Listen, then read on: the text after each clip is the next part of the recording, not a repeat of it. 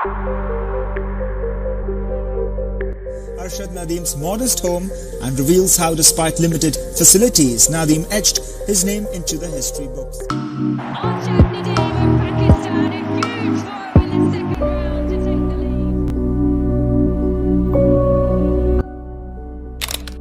9 अगस्त 2024 सुबह उठते ही जब मैं इंटरनेट ओपन करता हूँ, हर तरफ एक ही नाम होता है। Arshad Nadeem is the name जो इस वक्त हर पाकिस्तानी की जबान पे है। पाकिस्तान के अरशद नदीम आज आउट ऑफ सिलेबस आए थे। अरशद नदीम पाकिस्तानी जैवलिन थ्रोअर ने इतिहास रच दिया है। पाकिस्तान के अरशद नदीम पाकिस्तानी अरशद नदीम। मैं सोच रहा था होगा कोई रिच पर्सन या होगा कोई रिच पर्सन का बेटा, तभी तो इतना मीडिया वाले इसे उठा रहे हैं। वैसे भी हम जैसे गरीबों को कौन पूछता है, और हम जैसे मिडिल क्लास लोगों को कहाँ इतना प्रोटोकॉल मिलता है। लेकिन दूसरी तरफ अरशद नदीम मेरे सारे क्वेश्चंस के आंसर लिए बैठा था।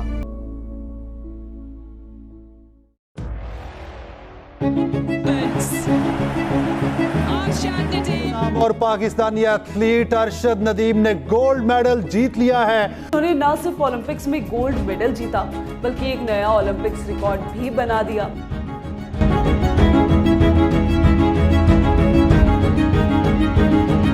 ये सब तो ठीक है, लेकिन इस बंदे को इतना प्रोटोकॉल क्यों मिल रहा है, मुझे कुछ समझ नहीं आ रहा था। हर तरफ अरशद नदीम ही क्यों। लेकिन जल्द ही मुझे मालूम हो जाता है बैक की स्टोरी क्या है। अरशद नदीम सिर्फ गोल्ड मेडल ही नहीं जीता, बल्कि एक यकीन जीता जो उसे खुद पर था। मतलब वो लड़का जो मियां चानू की गलियों में घूमता था, संघर्ष करता था, जिसका बाप गरीब था, वो आज पाकिस्तान के लिए ओलंपिक से पहला गोल्ड मेडल ला रहा है। अरशद ने जब पहली बार जावलिन उठाया तब भी पैसों की समस्या थी। ज्यादा पुरानी बात नहीं, साल भर की बात है। अरशद नदीम को जेवलिन नई खरीदनी थी, 70-75 हजार रुपए की आती है, और उसके लिए वो दर-दर की ठोकरें खा रहे थे। ओलंपिक में वर्ल्ड रिकॉर्ड बनाता है। अरशद ने तो ये लिटरली करके दिखा दिया कि जज्बा और अनथक मेहनत, अपनी फुल कमिटमेंट से इंसान कितना आगे जा सकता है। ये एक शख्स ने पूरी कौम को दिखा दिया। लेकिन सबसे बड़ी बात, जिसके पास भाला खरीदने का पैसा नहीं था, वो पाकिस्तान के हिस्ट्री का सबसे बड़ा प्लेयर। इसीलिए आप इंडियन हो, पाकिस्तानी हो, किसी भी देश से, आज आप अरशद नदीम के लिए तालियां बजाएंगे। लेकिन हमें क्या, हमें तो बस किसी तरह इस मुल्क को छोड़ना है, क्योंकि यहाँ हमें कोई सपोर्ट ही नहीं करता। मुझे बताओ, अरशद नदीम को किसी ने सपोर्ट किया था? नहीं ना। फिर आज इस मुल्क ही से नहीं, बल्कि पूरी दुनिया से अरशद नदीम को सपोर्ट मिल रही है, क्योंकि अरशद नदीम की स्टोरी का मॉरल ये था, wealth is possible from nothing. अब वक्त आ गया है कि पाकिस्तान को छोड़ना, गरीब फैमिली में पैदा होना, पैसे ना होना, सपोर्ट ना मिलना जैसी सोच को ख़त्म कर दिया जाए, क्योंकि यही सोच हमें हमारे ड्रीम्स पर काम करने से रोक रही है। ये सब तो ठीक है जुबैर भाई, बट हर कोई प्रॉब्लम्स ही बताता है, सोल्यूशन तो कोई बताता नहीं। क्या आपके पास कोई सोल्यूशन है? और हाँ, आई हैव द सोल्यूशन।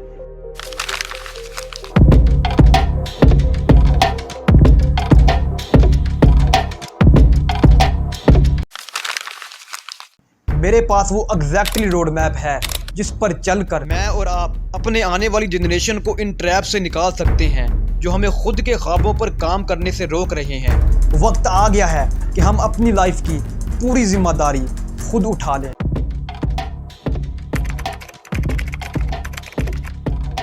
और लाइफ में वो करें जो हम सच में करना चाहते हैं। दुनिया एक ग्लोबल विलेज बन चुकी है, ठीक है, और अब भी आप लोग 1925 वाले बहाने बना रहे हैं कि हमारे पास ये नहीं, हमारे पास वो नहीं है, हम इस तरह नहीं कर सकते, ये है वो है।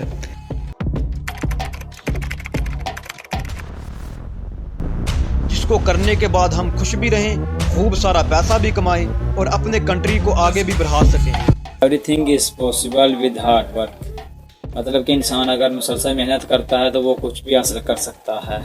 जिस रोड मैप को मैं आप लोगों से शेयर करने लगा हूँ, मैं आपको वार्न कर देता हूँ, ये रोड मैप ऐसा वे नहीं जो आपको 30 दिन में इन ट्रैप से निकाल देगा या 6 मंथ में आपको करोड़पति बना देगा। ये रोड मैप कोई गेट रिच स्कीम नहीं है, बल्कि ये एक प्रूवन तरीका है खुद को और अपने आने वाली जनरेशन को इन ट्रैप से निकालने का। और इसमें हो सकता है आपको अपनी लाइफ के 2 साल, 3 साल या 5 साल देने पड़ जाएं और इस दौरान आपको बहुत सी डिफ़िकल्टीज़ का सामना करना पड़ सकता है और इस दौरान आपका माइंड आपको रोज़ाना कहेगा ठीक तो चल रहा था सब कुछ, क्यों ही खुद को इन ट्रैप से बाहर निकालना है। आराम से खाते हैं, शॉर्ट्स और रील्स देखते हैं और सो जाते हैं, वैसे भी एक दिन तो मरना ही है, फिर ये फालतू के स्ट्रगल्स क्यों। और भाई लाइफ में पैसा ही सब कुछ थोड़ी होता है। लेकिन आप मुझसे प्रॉमिस करो कि आप अपने माइंड की ये बात कभी भी नहीं मानोगे, क्योंकि आपको पता है अगर आपको लाइफ खुद अपनी कंडीशंस पर जीनी है या आपको किसी और के भरोसे अपनी लाइफ नहीं गुजारनी, तो फिर आपको ये डिफ़िकल्ट सफ़र पार करना ही पड़ेगा। और अगर हम इस रोड मैप पर लगन से चलते रहे तो आई प्रॉमिस ये रोड मैप हमें इन ट्रैप से ज़रूर बाहर निकालेगा। Consistency is the foundation of success. Those who never stop always move forward. Without consistency, you will never finish.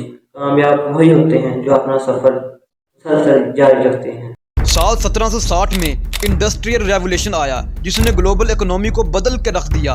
आज इस वक्त जब आप ये डॉक्यूमेंट्री देख रहे हो, आज फिर हम बहुत बड़े रेवोल्यूशन के बीच खड़े हैं। जिसने इस रेवोल्यूशन को फील कर लिया है वो पूरी तरह से इस रेवोल्यूशन का फायदा उठा रहा है। शायद आप इस रेवोल्यूशन को देख नहीं पा रहे या देख तो पा रहे हो बट कुछ कर नहीं पा रहे।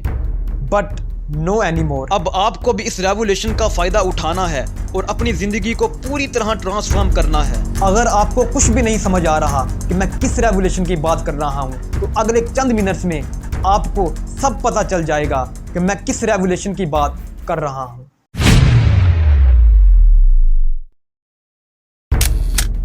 जो आप देख रहे हो उसे सर्कल कहते हैं। सर्कल की हेल्प से जब हम वर्ल्ड रिचेस्ट लोगों की डिस्ट्रीब्यूशन करते हैं तो ये कहलाता है द ग्लोबल रिचेस्ट सर्कल। ये है सर्कल का अंदरूनी हिस्सा जहां बैठे हैं दुनिया के टॉप 100 मिलियनायर्स, मल्टी मिलियनायर्स और बिलियनायर्स। एक सर्वे की हेल्प से अब हम इन 100 लोगों के पास्ट को देखेंगे। आप सोच रहे होंगे भाई इसमें नया क्या है, ऐसी चीज़ें तो मैं पहले ही सुन चुका हूँ। इसीलिए तो मैंने कहा सर्कल में सारे रिचेस्ट लोग बैठे हुए हैं, हम कुछ कर ही नहीं सकते। अगर आप भी ऐसा सोच रहे हैं तो अभी जो मैं आपको दिखाने लगा हूँ ये देखकर आपका ब्रेन हिल जाएगा। ये सर्कल का 75% पार्ट है जहाँ ऐसे 75 रिचेस्ट लोग बैठे हुए हैं जो फर्स्ट टाइम मिलियनायर्स, मल्टी मिलियनायर्स और बिलियनायर्स हैं। मैं शॉक्ड हो गया कि यार जो आदमी 7,000 करोड़ से ज़्यादा वेल्थ का मालिक है उनमें से 75% लोग तो ऐसे हैं जिन्होंने अपने दम से पैसा कमाया, ना कि अपने बाप दादा की वजह से रिचेस्ट सर्कल का हिस्सा बने। मुझे समझ नहीं आया। मैंने सोचा क्या पता इन 75% लोगों का एजुकेशन कैरियर काफ़ी हाई होगा। जब उनके एजुकेशन कैरियर पर रिसर्च की गई, इनमें से 51 लोग ऐसे थे जिन्होंने कभी कॉलेज की शक्ल ही नहीं देखी। ये वो लोग थे जो क्लास रूम लेवल से रिच बने। अब इन 51 लोगों में से 26 लोग ऐसे थे कि उनके घर में दाने भी नहीं थे जब वो पैदा हुए। क्या ऐसी वजह है कि ये लोग सक्सेसफुल हो जाते हैं? सबसे बड़ी बात इन लोगों में यही है कि ये लोग एक्सक्यूज़ नहीं करते कि हमारे पास पैसे नहीं हैं, हमें कंट्री से सपोर्ट नहीं मिल रही, हमारे पेरेंट्स गरीब हैं, हम कुछ कर ही नहीं सकते। अगर हम गौर करें तो हम सिर्फ सर्कल के 25% पार्ट को देखते हैं कि जिन लोगों का बैकग्राउंड पावरफुल होता है वही पावर में आते हैं। आज किसी का भी ध्यान सर्कल के 75% पर क्यों नहीं जा रहा जिन्होंने खुद साबित किया wealth is possible from nothing. हमें सिर्फ फोकस करना है सर्कल के 75% पार्ट पर, और अगर हम थोड़ा सा क्रूशियस हो जाएं तो हम इस पार्ट को और ज़्यादा बड़ा कर सकते हैं, क्योंकि अब हम ऐसी रेवोल्यूशन के दरमियान खड़े हैं जिससे सब कुछ पॉसिबल है, जिस रेवोल्यूशन का नाम है डिजिटल रेवोल्यूशन। आई एग्री कि इसका स्टार्ट 1990s में हुआ, लेकिन तब ये हर एक के लिए एक्सेसिबल नहीं था। लेकिन आज कोई भी इंसान इसका यूज़ करके अपनी लाइफ को इम्प्रूव कर सकता है। पता है इस रेवोल्यूशन का सबसे बड़ा फ़ायदा क्या है? इस डिजिटल रेवोल्यूशन से फ़ायदा उठाने के लिए हमारा किसी रिच फैमिली में पैदा होना ज़रूरी नहीं, हमारे पास बहुत सारा पैसा होना ज़रूरी नहीं। Everybody is equal play field no. अगर हमारे पास एक मोबाइल और इंटरनेट है तब भी अगर हम कुछ नहीं कर पा रहे हैं तो फिर हमारा ही कसूर है। अब वक्त आ गया है इस डिजिटल रेगुलेशन को समझें और ख़ुद के ख्वाबों पर काम करें, क्योंकि आपको, मुझे, सबको अब सोसाइटी के ट्रिप से निकलना है। इस रेगुलेशन में खुद का नाम बनाने के लिए ज़रूरत है चाहत, लगन और स्किल्स की। एवरी डे आप पता नहीं कितनी एग्जाम्पल्स देखते हो कि आज से 4 या 5 साल पहले आप ही की तरह के लोग बहुत आगे निकल गए। उन्होंने पिछले 4-5 साल मेहनत करके अपनी किस्मत को बदल दिया। लेकिन आज भी हमारा बिलीव वहाँ रुका हुआ है। अगर लाइफ में कुछ बड़ा करना है तो इसके लिए तो काफ़ी सारी इन्वेस्टमेंट की ज़रूरत है। हमारे पास इतना पैसा कहाँ, हमारे पेरेंट्स तो गरीब हैं। इसकी वजह बस यही है कि आज हमें घर से, स्कूल से और सोसाइटी से सिर्फ एक ही मैसेज मिल रहा है, अगर तुम्हें लाइफ में सक्सेसफुल होना है तो अच्छे मार्क्स लाने हैं और जॉब करनी है। और हमारी जिंदगी का अल्टीमेटम गोल सिर्फ किसी तरह एक जॉब पाना ही बन जाता है। अब वक्त आ गया है कि हम ऐसी सोच को ख़त्म कर दें और हम रियलिटी को देखें, और हम इस इंडस्ट्रियल रेवोल्यूशन से डिजिटल एज के हो रहे शिफ्ट को समझें और काम पर लग जाएं। जब पिछले कुछ सालों से कुछ ना होकर 75% लोग रिचेस्ट सर्कल का हिस्सा बन सकते हैं, तो अगले 4 से 5 साल मेहनत करके हम इस सर्कल का हिस्सा क्यों नहीं बन सकते। अब वक्त आ गया है कि जो लोग सच में अपने ड्रीम्स पर वर्क करना चाहते हैं, जो ये चाहते हैं कि इन ट्रैप से निकला जाए, जो ये बिलीव करते हैं कि मैं एक दिन में तो नहीं कामयाब हो सकता, हाँ अगर मैं अगले 4 से 5 साल मेहनत कर लूँ तो एक दिन इंशाल्लाह मैं कामयाब हो जाऊँगा। उनके लिए ये रहा रोड मैप।